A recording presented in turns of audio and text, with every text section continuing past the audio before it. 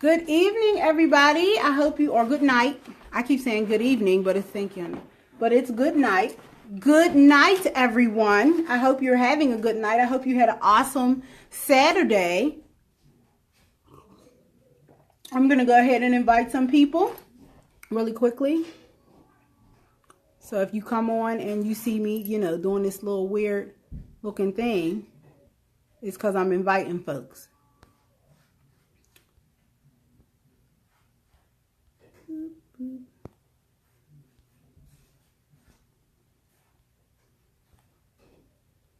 If you're on, just say hi, say hello. How are you? So I can know that you are on here.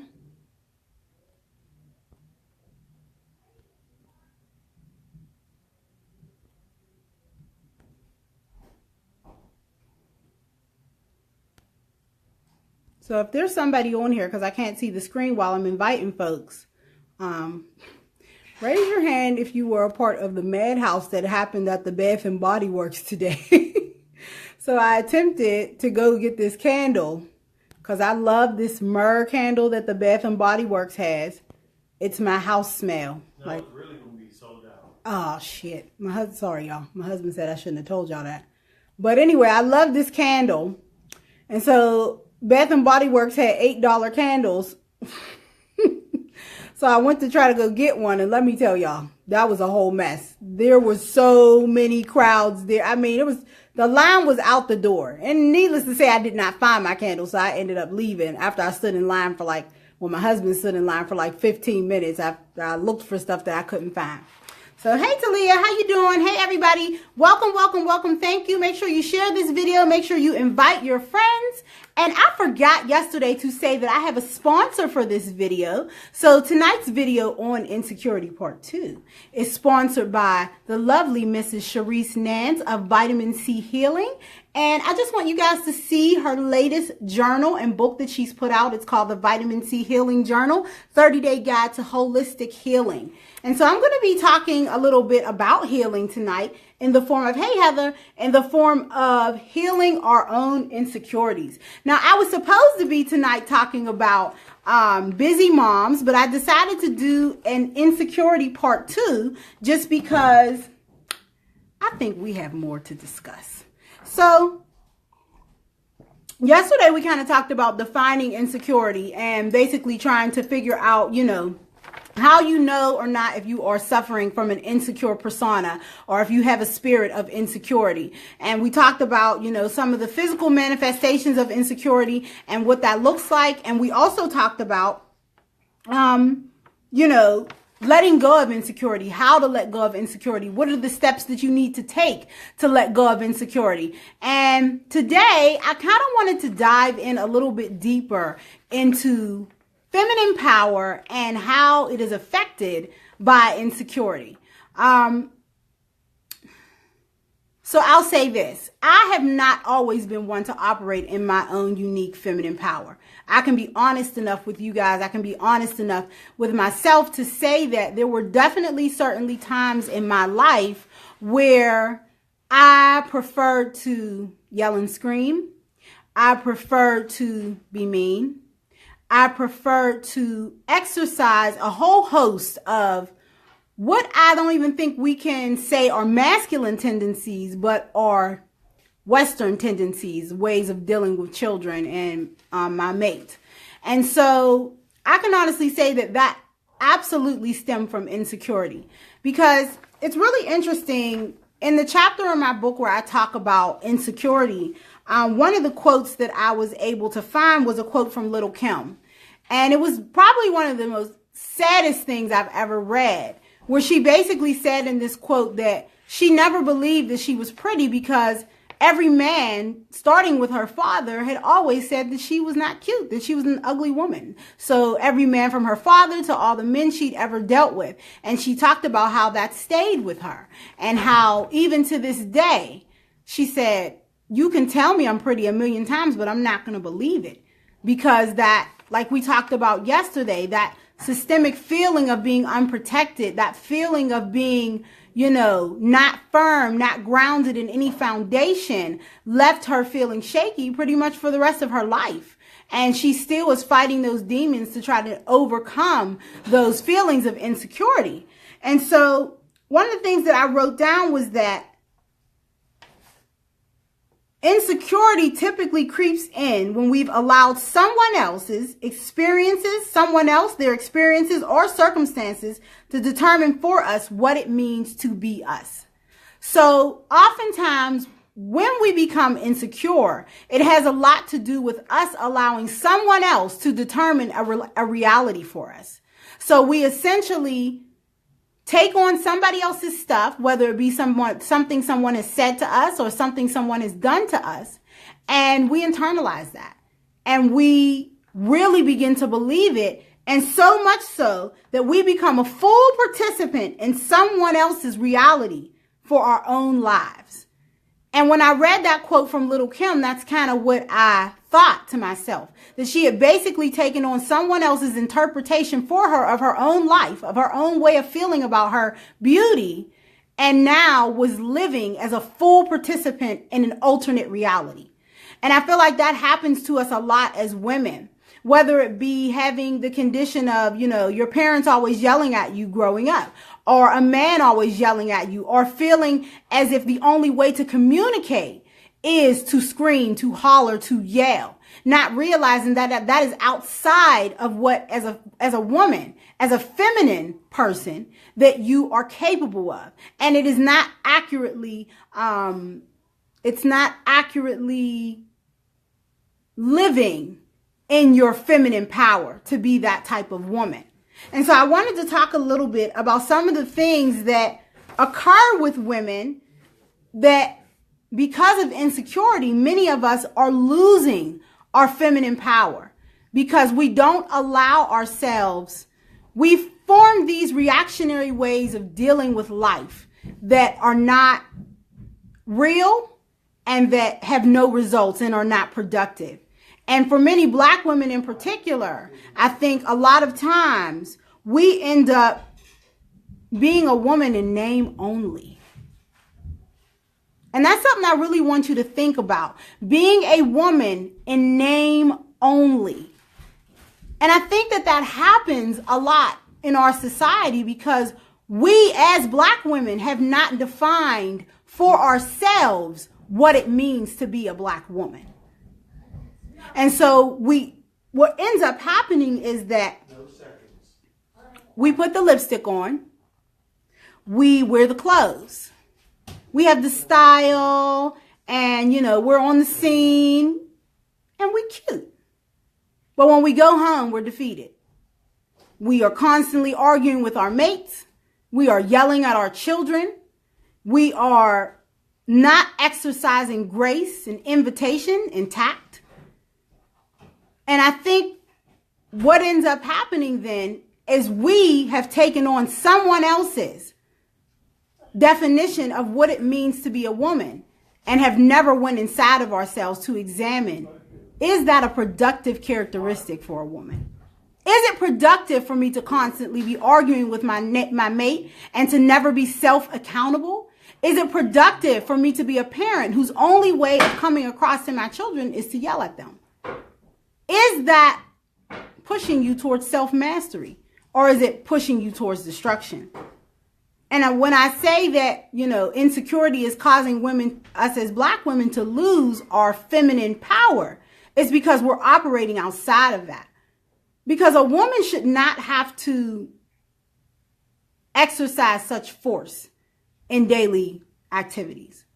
A woman should be able to, what I like to say is, have a way with words such that the power of her words stays in a room long after she's left it. It's like the scent of perfume. And for so many of us women, we feel defeated at home. We feel inadequate in our homes because we have not allowed a place for our feminine power.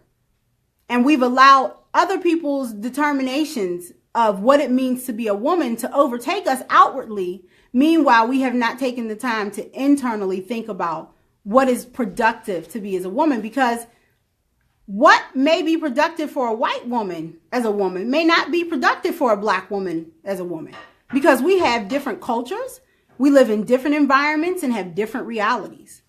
So just like with the whole feminine movement, yes, for white women, that's productive because they have men who are actively working to keep them from making the right wages. They are actively working to, keep white men actively work to keep white women in positions of subordination.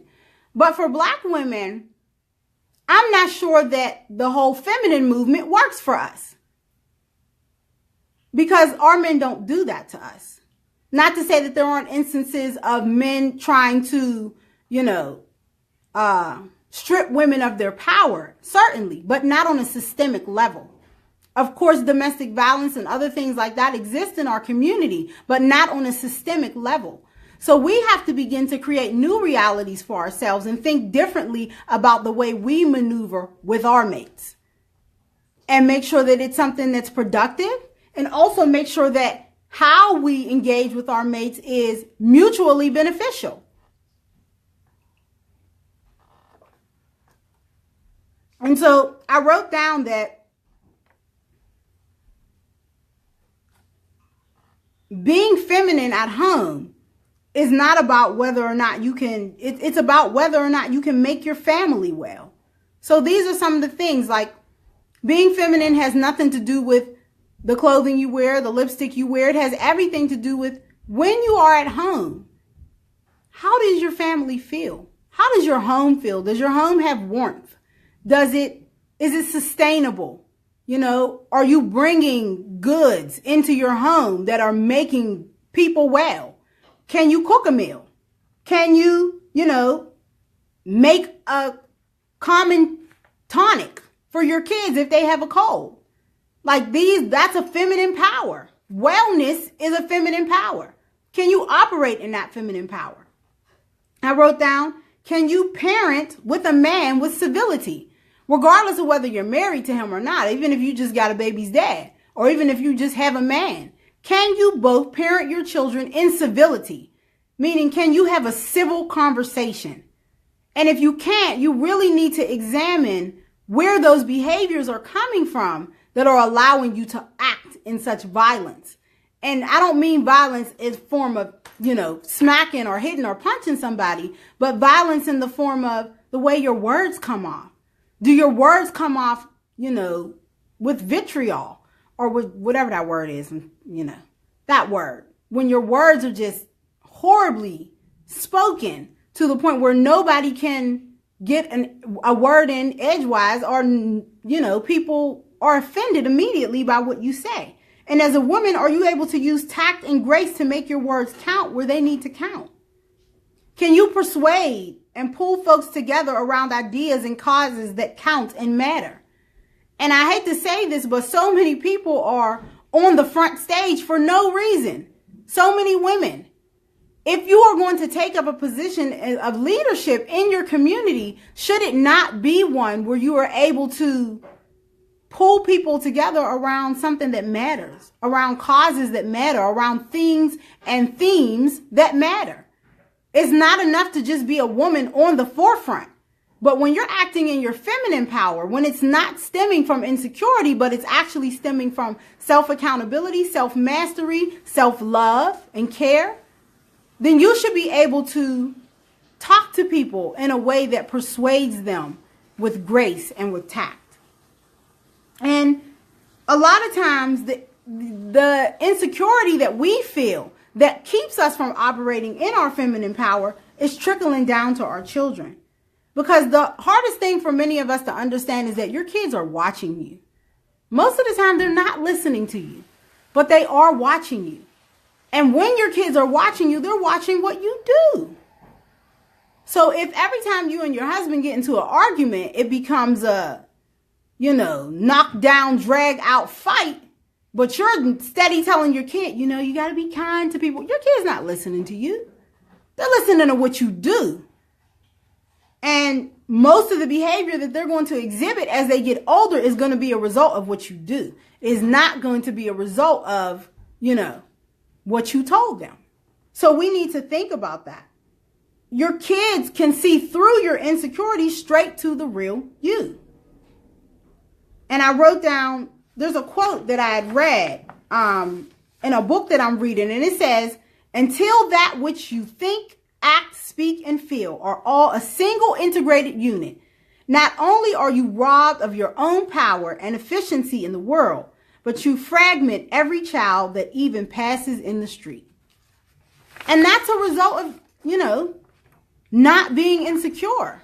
Because when you're not insecure, that which you act, feel, speak, and emit is all on the same page. And so your children have a working example for how they should behave in the world. But when you let someone else's reality determine for you who you are as a human being, you have no consistency. And your kids can see right through that. And they end up taking on your bad behaviors. And if you want to be someone that your child, I wrote down, if you want to be someone your child respects and honors and listens to, you have to drop the facade.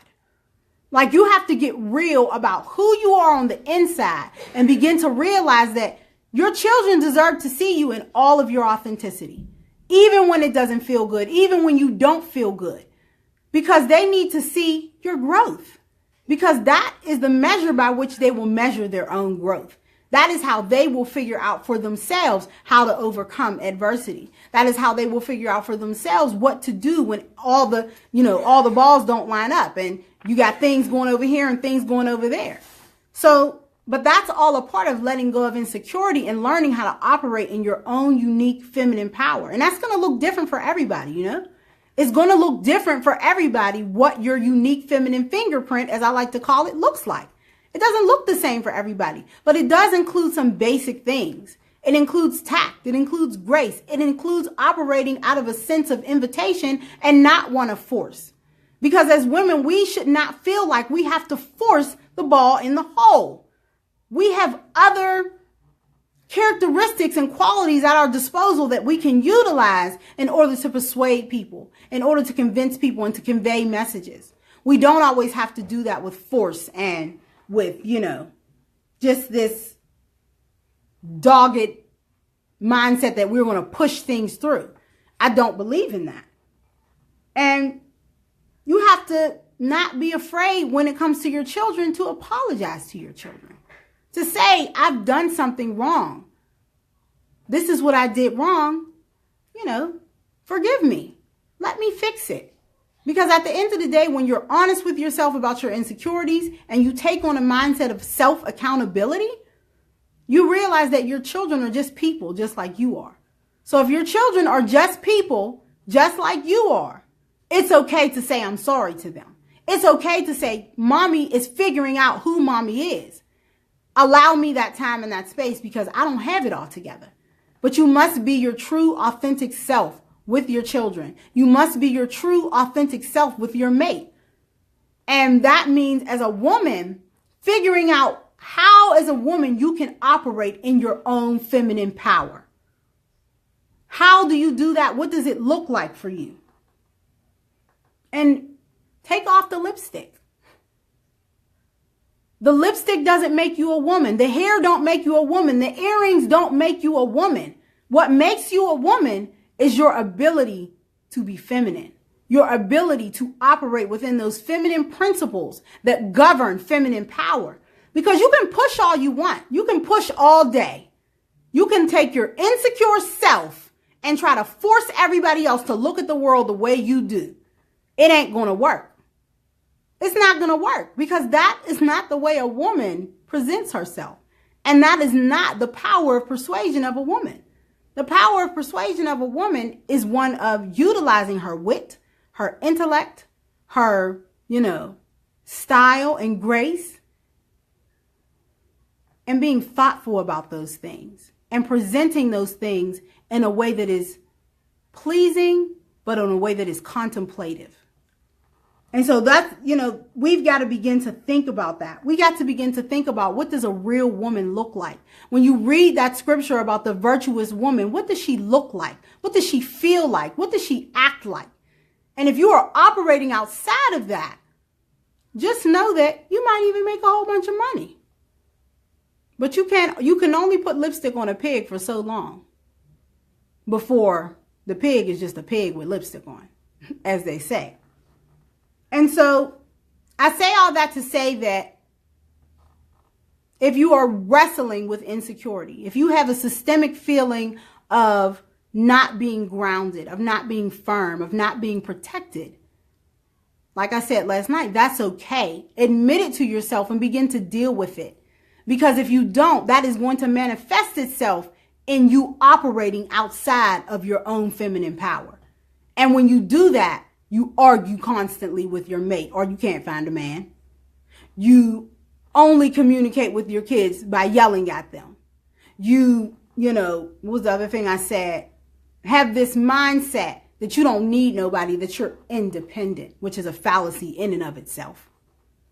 So as Black women, we have to start to create new realities, imagine new ways of dealing with our lives, and making sure that we include in that what feminine power is.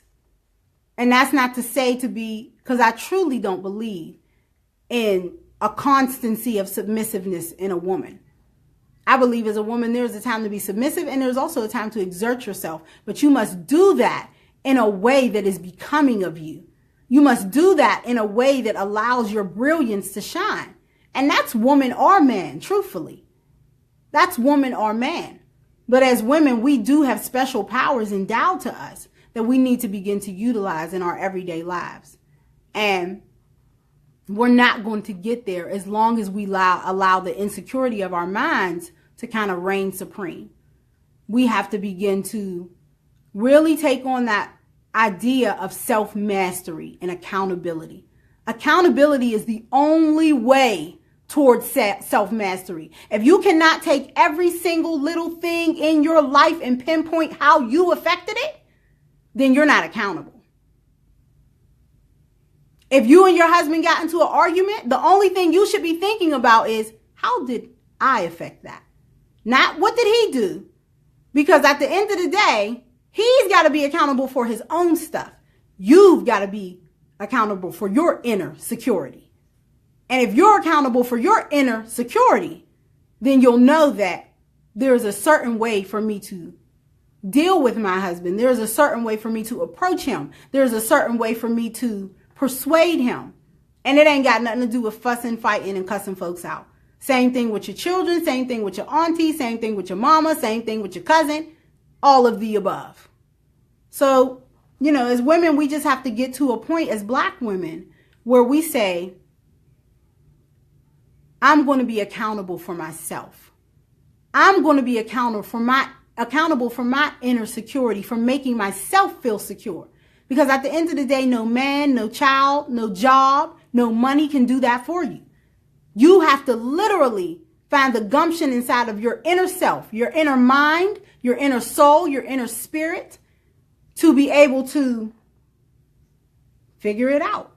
Figure out what you love about you, what you don't like about you, and strengthen your strengths and manage your weaknesses. So that's what I've got for tonight. Just, you know, check your own insecurities. Figure out how that is keeping you from operating in your own feminine power. Because a woman is not going to benefit from masculine power. And like I said before, you'll make all the money in the world. But at the end of the day, the question is, like Beyonce asked herself, and I question whether her answer was real, are you happy? Are you happy with who you are on the inside? And if you can't give a resounding yes to that, then you need to ask yourself, what inner security issues are you really dealing with that are manifesting themselves in a way in your life that is making you unhappy?